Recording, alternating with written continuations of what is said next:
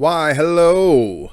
Full disclosure, news and commentary number 3. It's exciting. Hopefully I'm back on the horse. Going to be putting these out regularly. Blah, blah, blah. You're tired of hearing that shit. I'm tired of saying it. Let's start first. People who have been commenting that I am obviously shooting this in my mom's basement or whatever. No. No. I live in Florida. Florida doesn't have basements, first of all, dumb shits. Second, the only people that would have a basement in Florida are serial killers. Seriously, though. No, this is my place, and look at this testament to my greatness. I guess I could see why you'd think it was a basement, because I got a staircase. It's because I live in a townhouse, and both floors are mine. Yep. Apologies. Let's open. I have a feeling I'm going to have to do this a lot where I apologize to open a video. That means you know they're good. My apology with an asterisk to Anarchy. So one of the big wigs at Anarchy got in contact with me in regards to what I said about Jeremy Vane being excluded from the locker room and other places at Hardcore Hell, and how I thought that was an outrage, and they claim that that is not the case. And they sort of clarified things about tempers and said he was trying to get a bunch of people in, comped, and blah, blah, blah, blah, blah. Do I know what the exact truth is? No. But I will say that if I am wrong, and Jeremy Vane, in fact, had full access to everything and wasn't excluded from going anywhere and that kind of thing, then I apologize. However, if somebody else wants to contact me and clarify things, all the better. But let's move on. Yay. Another thing I apologize for is in my last video, I implied that Tipping Point was going to be that Tuesday. It's not. It's this Tuesday. We go every other Tuesday, and quite frankly, I work so damn much that I lose track of the days. Ask Larry. Larry will tell you all the time. I think like, hey, Larry, what's going on? How come I can't call in and we can't get the show going? And he'll go, dumb shit, it's next week. This is our off week. So we're on this Tuesday, and we're going to have Jonathan Feltner addressing the David Ali thing. In case you need a reminder of what that was, David Ali, who shit the bed in his State of Wrestling speech, wanted to call and make up for that and spent his time berating myself and Larry and saying how we didn't matter. So Jonathan Feltner apparently wants to talk about that. Awesome.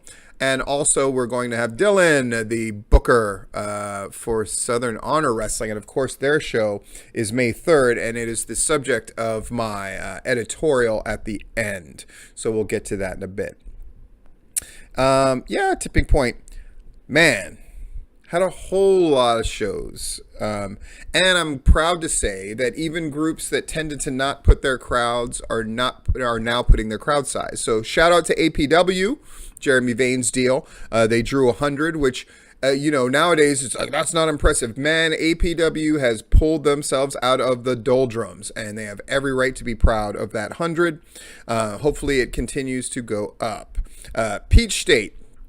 Rob with a B, not Rod, went to that show, and he listed the crowd as about 170. So Peach State still not close to where they used to be. Again, I question whether Chikara guys will draw. I understand that they are part of the Pro South thing before. Further indication that Ace Haven has some sway at Peach State. Hopefully they can find a hot angle and some hot heels. That's what they need. That crowd, who is, I think, inarguably the most crazy crowd, you gotta throw some red meat to those dogs, man. And hopefully they can get it to them. Southern Fried, Nick McDaniel reporting. Again, it's so great to see guys like Nick and Rob and Larry and other people going to shows, putting their name on it, putting their crowds, giving their opinions, and saying what they see at the shows. Fuck, we need a lot more of that. And so that's why I'm going to shout out your name every time you write a report that I think is good. He listed their crowd at, he estimated about 275. So Southern Fried still packing them in. Are they going to top 500, which is what they got at last year's Shindig. Shindig's coming up sooner than you think, the beginning of June. Are they going to be able to do it? And if they don't, is that a failure? No, I think a big crowd is a big crowd. However, they've had a year since that gigantic show. Are they going to be able to match it? Crowd size matters, and we shall see. Pro South, though, went from Pro South, which had a good crowd for them at 120 on the first night of their 6-man tournament thingy, drew 20 the next night. It's great for them to draw 120. That for Pro South, that's a good sized crowd, because they're one of these shows that runs all the time, and it's just a different bag when you're running every week. But to go from 120 to 20, what does that mean? Tournaments ain't shit. Why do people keep doing fucking tournaments? This is my first rant of the night. Tournaments ain't shit in and of themselves. Get it out of your head that tournaments by themselves mean anything. They don't. Remember this is why we wrestle, and there are endless fucking tournaments that never wound up the way they were supposed to, never had the brackets go down the way they were supposed to, never meant as much as they thought it would in their minds. And then they were going to do a tag team one. Holy fucking shit. Terrible, right? Combat Entertainment has found out, having this tournament format shit that goes show after show after show, it just doesn't draw in and of itself.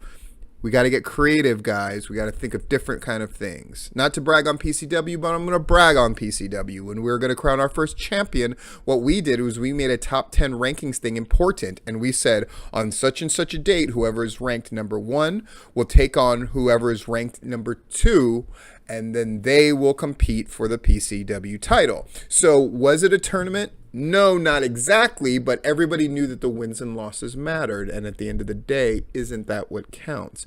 Isn't that what you're trying to do? You're trying to establish value. You're trying to give everybody poker chips of their own, so that way when they push them to go all in on big shows, it really matters. Ooh, nice little analogy there. Aren't I smart? Yeah, I am. Let's talk about the shows that are coming up. Yeah. Anarchy tomorrow night. Yeah. Scenic City Showdown. Is Scenic City doing too much? I don't know. We'll see. I got to say, the Scenic City Showdown card didn't exactly knock my socks off. I guess having Lynch against AC Mack is cool. But yeah, nothing on that card. It wasn't blow away great. Then again, the one that has to be is the Scenic City Invitational. Hopefully that is blow away great. Oh, by the way, other shows I should have talked about. A Total Aggression Pro getting 110. Really, really good. Southern Violence drawing 200. That's a bit of a come down from the other show that they did where they supposedly drew 3 and raised all this money for charity. But Southern Violence still making their presence felt. Yeah. Good for them. Yeah, not my cup of tea. Any card that has Leatherface is a piece of shit card. Oh, I said it. But you know it's kind of true. But hey, kudos to them for drawing. PWX report. Brett Wolverton sent one in, but he didn't put a fucking crowd. Look, guys, it's simple. It's one of the metrics we use in this business, and we use when we discuss it amongst ourselves. It is an indication, though not the sole indication, of the health of a promotion in relation to itself. Are you doing better, the same, or worse than you did before? And in relative to other promotions, especially in your immediate area. Fuck, if you can't be proud of the fact that you get anybody to get out from in front of their television, get in a car, a horse or a fat lady, and ride it into your show and pay money to see your shit, and you won't put that number down, I ain't got to talk about your shit. So from now on, PWX, which is a promotion that's gone through ups and downs, but right now, artistically at least, are doing really well. And crowd-wise, I'm sure doing really well also. Put your fucking crowd. Yeah. Everybody else tends to get better about this. It's important. Of course, it's important. We need to know. Yeah. Another big thing going down tomorrow night. Finally, Daryl Morris, number 7 of the speeches, is taking on Logan Chase, who I still need to commentate on his shit, which I'm looking forward to. This is the second rant. Daryl Morris not only better bleed, he better bleed well. I don't care how much wrestling has changed. When it comes down to when you're going to bleed, when it's appropriate, you have to fucking do it well. It is the measure of man. It is the measure of talent. It is the measure of something very archaic and ancient in professional wrestling. If you are going to do blood, you have to do it well. And does Daryl Morris deserve to bleed in terms of their angle and storyline? Absolutely. Does he deserve to bleed in terms of who he is? Probably that as well. If they put out pictures, and they better put out fucking pictures of him bleeding, right? If it's a trickler, that's a fail. So whatever you got to do to get that juice, Daryl Morris, the mark that would be king, do it. You got to swallow some goodies powder 20 minutes before you do it. You got to drink a few beers to thin the blood out, whatever it is. You got to do the stick deep method and pull out. That's the Jeff G. Bailey. Or the maniac way I do it, where I take an X-Acto blade and go across because my hands are shaky and all kinds of shit. That's a story for another time. Do it. If blood is what is required, you gotta deliver. Last editorial of the night, and this is a biggie. Southern Honor, May 3rd. I was thinking about, before I sort of said, if it's going to be the biggest show, and with the addition of fucking Cody Rhodes and Pharaoh, and that's not the surprise I was talking about before, by the way. That's a whole bigger thing. It's bigger than Cody Rhodes. What? Yeah, the surprise, which has now been confirmed, is bigger, way bigger than the Cody Rhodes thing. Way bigger. Yeah. May 3rd. When I started promoting in Georgia, I went to everybody's show. Everybody's. I'm talking from, wild side shit that made me feel like, God, maybe what I'm going to do is not good enough, but it was important to see, to the Perks shows when they were drawing 700 to 1,000, to those shit shows that Rocky King would put on. I went to shows. I went to a lot of wrestling shows, a lot of different indie shows. I can't even remember them. I remember one had a guy named Mardi Gras that had fucking beads. How shitty is that? But I went to them to scout for talent. That was part of it. Part of it was to get to know the area. Part of it was so people would get to know me. Part of it was to make just connections in general. And part of it was, and here's the point of the editorial, and this is going to be hard, especially for younger guys to hear, or people who think they're above this kind of thing. What is professional wrestling? We can debate about it, and it's this, it's that, vaudevillian tradition, it came from the carnivals, or it's a male soap opera.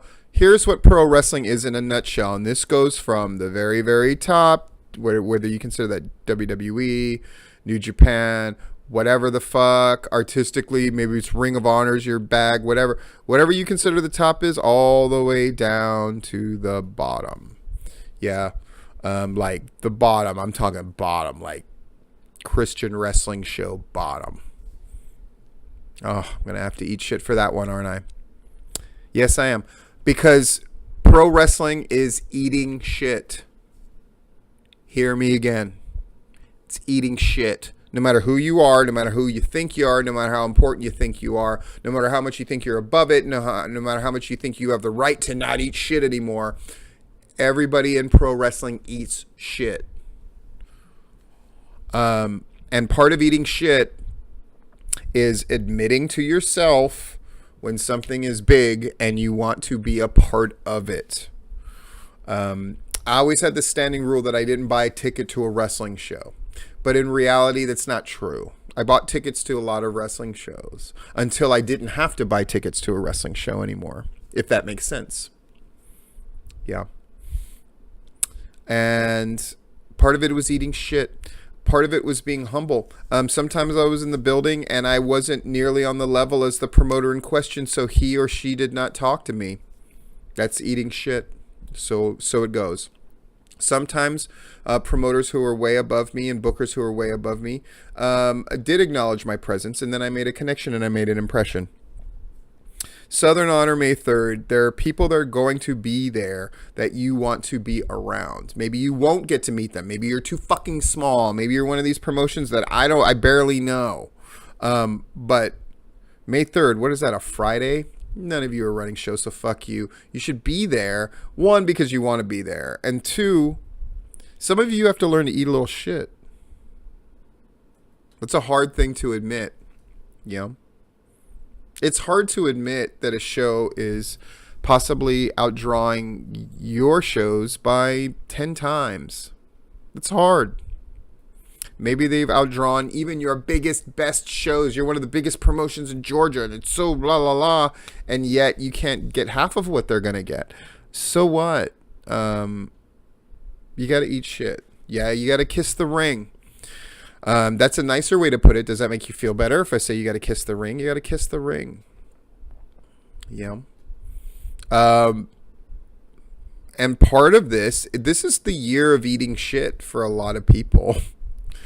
And something I do like about Gary Lamb, I mean, Gary Lamb and I talk shit about each other a lot. But something I do like about him is, man, he's fucking Babe Ruth, and he's pointing and he's saying 1,000. And if I was anywhere near the area, would I go? Abso-fucking-lutely. Why would you not? Because either he's going to get 1,000, and don't you want to be a part of that and see what that looks like? Of course. Or he's not going to get it, and he's going to eat shit. He's putting things on the line. He's taking those poker chips and he's pushing them. And I admire that. I was a go for broke kind of guy, and I think we hit more than we missed, but we did miss. And it took years. Keep in mind, I opened the wrestling school that would become Platinum Championship Wrestling in 2001, right? And it wasn't until Sacred Ground 2 going into 3 where people finally said, Steve Platinum Championship Wrestling and his guys are pretty good. Before that, you know how many times I had to hear some bullshit in public that people would say about me or PCW? PCW guys don't know how to act in a locker room, which was total bullshit, right? PCW guys, they don't shake hands proper, whatever the fuck. Basically, just anything they could to make sure our guys were eating shit. Yeah. They got to eat shit. That's what they were saying in essence. And sometimes my guys did it, and sometimes they did not. But I always did. I always ate shit. I was nice to guys that fucking hated me. I would go to Peach State shows, and Scotty East, who cannot fucking stand the air that I breathe, when he would come up to me with that smug little look on his face, right? When he'd walk up to me, you know, with his orange face and green hair and his fucking white suspenders and sing an Oompa Loompa song about he wasn't quite an Oompa Loompa, was he? No, Oompa Loompas can sing. But when Scotty East would come up to me, I was nothing but polite because he had run in there longer than I had. So I ate some shit. That shocks people when they meet me that I am well-mannered and polite. And manners is just another fancy way of saying eat shit, right?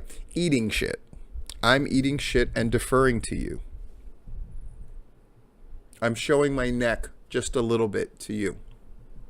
And so May 3rd, Southern Honor, as much as people hate to want to do it, you got to kiss that ring. Showing up is a way to do it. If you're big enough, maybe you get to talk to people after. Maybe you get to meet people. Maybe you get to meet Cody Rhodes. Maybe you get to meet all these people and make these real connections. You know, people go to WrestleMania, wherever WrestleMania is, and they wrestle on these little rinky-dink fucking shows that surround WrestleMania and suck off the teat of WrestleMania to make connections. And while that does happen to a lesser extent, let's be real. Let's be real with ourselves. Those things usually amount to nothing because everybody's doing it. But Southern Honor in your backyard state of Georgia, you're going to have the bigwig of AEW, which is the promotion that everybody is hoping can challenge the WWE and change the face of wrestling in America. And you're not going to fucking be there? Why? You got something better to do? I thought pro wrestling was your life. And if pro wrestling's your life and you're not doing a show Friday night, by the way, why would you fucking do a show Friday night competing with that show? But that's neither here nor there. But going there, that pilgrimage is important. Kissing that ring is important. Because guess what? What you want is for people to kiss your ring and eat shit that you put out. Before you can lead, you gotta show that you can follow well. That's all I'm gonna say about that. Tuesday, tipping point, for real this time. And Monday, I may actually take a day off from work, God help me. So I'm gonna do my best to crank out the stuff about Drew Blood, the stuff that, Logan Chase wrote and other people wrote. I'm looking forward to it. Until then, yeah, get out the, I always hate when people say support indie wrestling. Support good indie wrestling, or go see what you want to fucking see. But if you have an inkling to go see wrestling, there's a hell of a lot of it. So get out there, and I'll talk to you guys Tuesday.